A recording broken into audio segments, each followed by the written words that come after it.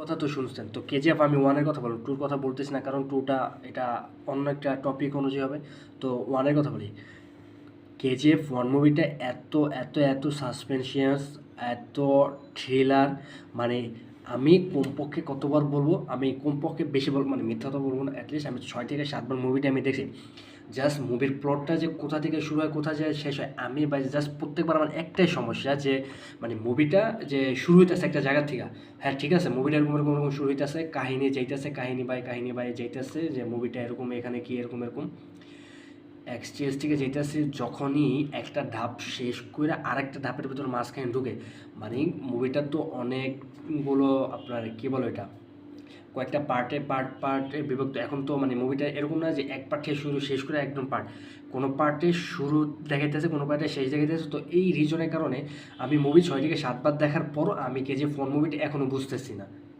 At least এই 2024 সাল পর্যন্ত, মুভিটা মুক্তি পেয়েছে 2018 সালে, তো গেছে 5-6 মানে 6.5 বছরের ভিতরে আমি মুভিটা প্রায় 6 থেকে 7বার দেখছি। বাট আমি এখন পর্যন্ত যে বুঝতেছিলাম না যে এটার প্লটটা শুরু কোথায়। মানে যেহেতু কেজিএফ মুভিটা অনেকগুলো প্লট নিয়ে তৈরি করা, তো এটার যে একটা প্লট শেষ করতে না করতে আরেকটা প্লটের মাঝখানে ঢুকে দেয়। তো আমি এটা এখন বলতে চাইতেছি না, অ্যাটলিস্ট হয়তো এই মুভিটা বোঝার বা দেখার অ্যাটলিস্ট এক্সপিরিয়েন্স বা যাই বলে সেটা আমার নাই।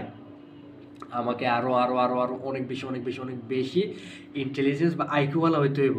কজ মুভিটা আমি যেহেতু 6 থেকে 7বার দেখছি, 6 থেকে 7বার দেখার পরও আমি যেহেতু বুঝছি না, তো মুভির ভিতরে স্পেশালি কিছু একটা আছে।